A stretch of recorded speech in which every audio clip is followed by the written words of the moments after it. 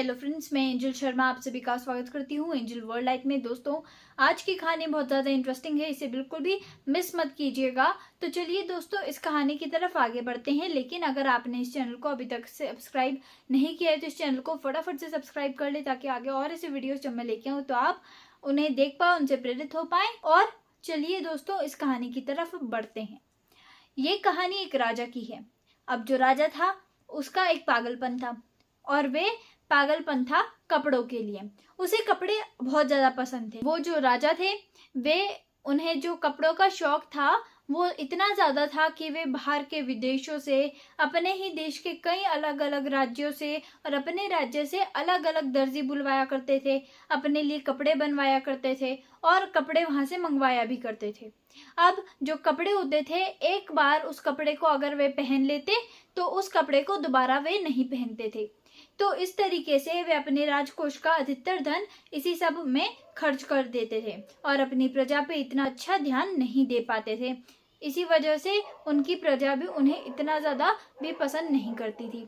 अब जो राजा थे उनकी एक रैली निकलने वाली थी। अब एक दिन राजा जी के मन में ख्याल आता है कि जो रैली है, मैं चाहता हूँ कि उसमें मैं ऐसे कपड़े पहनूं जिसे देख के सब चौंक उठें, तब उस कपड़े को देखते ही रह जाएं।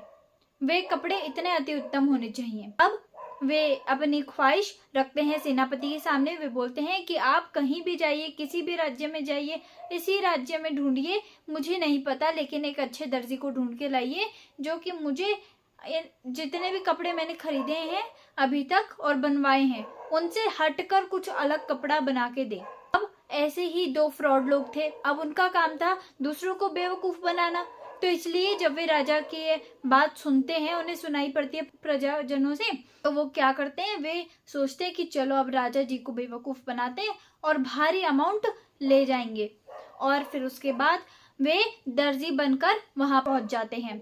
अब राजा जी के दरबार में उनसे कहते हैं कि हम दावा कर सकते हैं, हमारे पास एक ऐसी कला है कि जैसे सोने की हम धागे लेंगे और उससे एक ऐसा कपड़ा बनाएंगे जो जादुई होगा, यानी कि उस कपड़े को सिर्फ ईमानदार लोग ही देख सकते हैं और कोई बेईमान लोग जिसने घपला किया हो या कोई भी ऐसा बेईमान व्यक्ति उस कपड़े को नहीं देख पाएगा। तो राजा जी जो सुनकर चौंक उठते हैं, उनके मन में जिज्ञासा उठती है कि ऐसा भी भला कोई कपड़ा होता है। तो वे फटाफट से कहते हैं चलो अब मैं यही पहनूंगा रैली में। अब जो रैली थी उसमें सारे प्रजा, सेनापति और जितने भी सिपाही थे और राज दरबार के जितने भी काम करने वाले लोग थे और राजा जी सभी शामिल होने वाले थे। तो राजा जी को बड़ी एक्साइटमेंट थी, तो वे उन्हें ऑर्डर देते हैं कि आप ये कपड़े तैयार करवा देना। अब उन्हें एक सेपरेट कक्ष दिया जाता है जिसके अंदर प्रॉपर मशीनरी फिट कर दी जाती है। उन्हें कई ज्यादा अधिक मात्रा में सोने के धागे दे दिए जाते हैं और एडवांस में थोड़े बहुत गहने, जेवर और सिक्के दे दिए जाते हैं। अब इस बात से वो दोनों फ्रॉड लोग तो बड़े खुश थे। अब वे अपने काम में जुट जाते हैं। अब एक दिन जो राजा जी थे उनके मन में जिज्ञासा उठती है कि चलिए देखते हैं कि उन्होंने क्या काम किया है। तो वे अपने सेनापति को भेजते हैं कि जाकर काम देख के और मुझे बता देना कि काम कैसा चल रहा है। अब जो सेनापति थे वे वहां पर जाते हैं। अब वे देखते हैं कि जो दोनों फ्रॉड लोग थे वे ऐसे एक्शंस कर रहे थे, यानी कि अपने हाथों को हिला डुला रहे थे जैसे कि उनके हाथ में कपड़ा और वे कपड़े बनाने का काम कर रहे हों, लेकिन उनके हाथ में उन्हें कुछ दिखाई नहीं पड़ रहा था। तो सेनापति समझ जाते हैं और उन्हें याद आता है कि उन्होंने दावा किया था कि कोई बेईमान व्यक्ति उस कपड़े को कभी भी नहीं देख पाएगा। तो इस बात पे उस सेनापति को लगता है कि विचार आता है कि अब क्या होगा, मैं कहीं बेईमान व्यक्ति हूँ। अब उन्हें लगता है कि ऐसे तो मुझे शर्मिंदा होना पड़ेगा सबके सामने, इसलिए वे बात को टालते हुए उन्हें बोलते कि वाह वाह, कितना अच्छा आपने कपड़ा बना रहे हो, बहुत बढ़िया। और उन्हें शाबाशी देते हुए वहां से चले जाते और राजा जी को भी यही बताते कि कपड़ा बहुत अच्छा बन रहा है। अब इस बात से राजा जी बड़े खुश थे। अब अगले ही दिन रैली निकलने वाली थी, तो जो दोनों फ्रॉड लोग थे वे राजा जी के कक्ष में पहुंचते हैं। पहले राजा जी के सारे कपड़े उतार लेते हैं और वस्त्र उतारने के बाद ऐसे दिखाते हैं जैसे जो कपड़े हैं उन्हें पहना रहे हैं, लेकिन वे कपड़े राजा जी को भी दिखाई नहीं देते।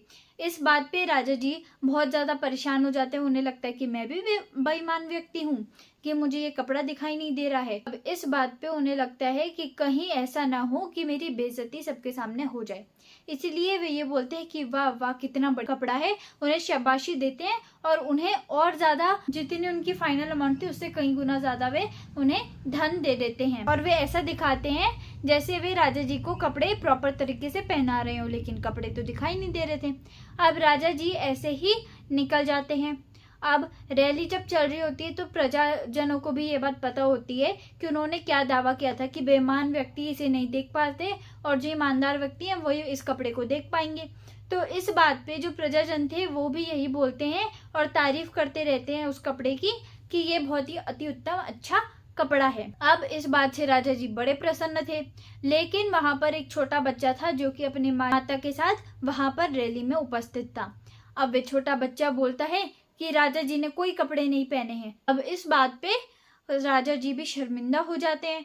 उन्हें सच में लगता है कि मैंने तो सच में कोई कपड़े नहीं पहने। उन्हें समझ में आ जाती है बात और फिर उन्हें एहसास होता है अपनी गलती का कि उन्होंने कितनी बड़ी गलती की थी उन दोनों फ्रॉड लोग पे विश्वास करके, और वे कितना गलत कर रहे थे कि अपना अधिकतर धन वे कपड़ों में ही खर्च किए जा रहे थे।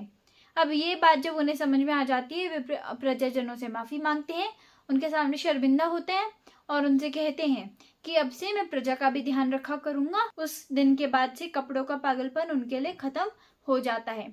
लेकिन जो फ्रॉड लोग थे जब देखते हैं कि रैली जब चल रही है तो वे पीछे से जाके राजकोष में घुस जाते हैं और वहां से और ज्यादा गहने जेवरात धन दौलत सिक्के सोने के बिस्किट जितनी चीजें वे उठा सकते थे वे उठा के दो पोटलियों में बांधकर भाग जाते हैं। अब दोस्तों इस कहानी से हमें ये सीखने को मिलता है कि आपको कभी भी दूसरों पर आंख बंद करके विश्वास नहीं करना चाहिए, क्योंकि कई बार ऐसे लोग होते हैं जो हमें पूरी जिंदगी में पहली बार मिल रहे होते हैं लेकिन फिर भी हम उनकी बातों पर विश्वास कर लेते हैं। कई बार ऐसा भी होता है कि जब हम आंख बंद करके विश्वास करते हैं किसी पर तो वह हानिकारक भी आपके लिए सिद्ध हो सकता है। तो इसलिए आप कभी भी किसी ऐसे व्यक्ति पे विश्वास ना करें और हमेशा सतर्क रहें और सावधान रहें। दोस्तों कई बार ऐसा होता है कि वे विश्वासघात करके चले जाते हैं, जैसे कि राजा जी के साथ हुआ था। चलिए दोस्तों, अगर आपको ये कहानी पसंद आई हो तो इसे आगे शेयर जरूर कीजिएगा